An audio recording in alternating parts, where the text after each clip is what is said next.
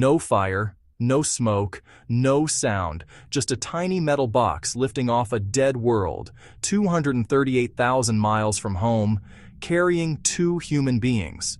And nobody can fully explain how it looked so easy. That image has haunted people for decades. And, honestly, it should. Because here's what the textbooks skip over. Getting off the moon should have been impossible with that equipment. At least, that's what it looks like. A machine the size of a small garage, sitting alone on a dusty, airless rock, with no fuel towers, no launch crew, no infrastructure of any kind, and somehow it fires up perfectly and sends 2 astronauts back into space. If you've ever seen the footage and felt something was off, you're not crazy. You're paying attention. And tonight, we're going to go through the whole thing, piece by piece, until the picture becomes clear. Because the truth here is not what most people think. From either side of the argument, let's start with the problem that nobody talks about first. When a rocket launches from Earth, it's a violent, dramatic event. Millions of pounds of fuel burning at once. A tower of steel taller than a skyscraper, shaking the ground for miles around. That's what it takes to fight Earth's gravity, a force that pulls everything down at roughly 9.8 meters per second squared. To escape it, you need to reach around 25,000 miles per hour. That number is not a suggestion. That's the minimum.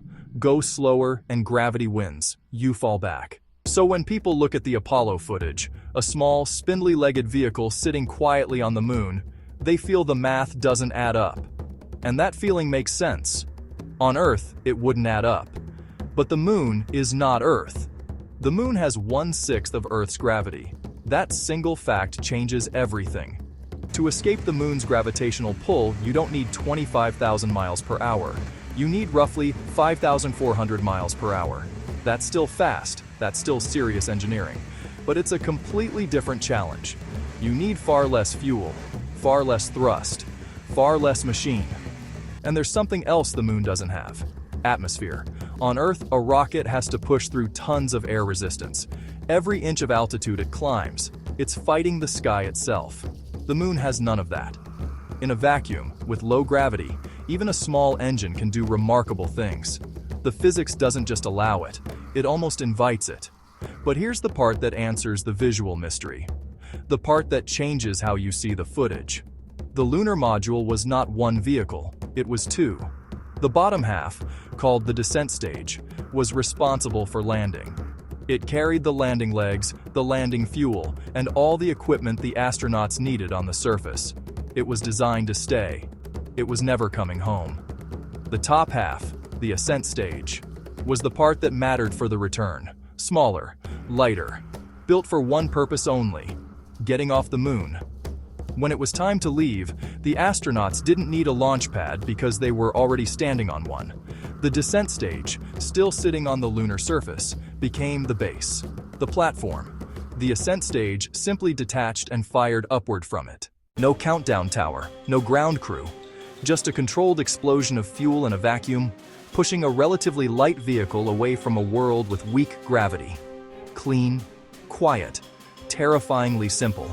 And here's why there's no dramatic fire in the footage, the thing that makes people feel like something's wrong. On Earth, rocket flames are visible because burning fuel reacts with oxygen in the air. It creates the orange and white plumes we associate with launches. But in the vacuum of the moon, that visual reaction doesn't happen the same way. The fuel the ascent stage used, a mix of hydrazine and nitrogen tetroxide, ignites on contact without needing external oxygen. It burns, but it burns differently. Quietly, efficiently, without the theater. What the cameras captured wasn't a fake launch, it was a real one that just didn't look like the ones we were used to seeing. Now, does that close the debate for everyone? No, and that's fine.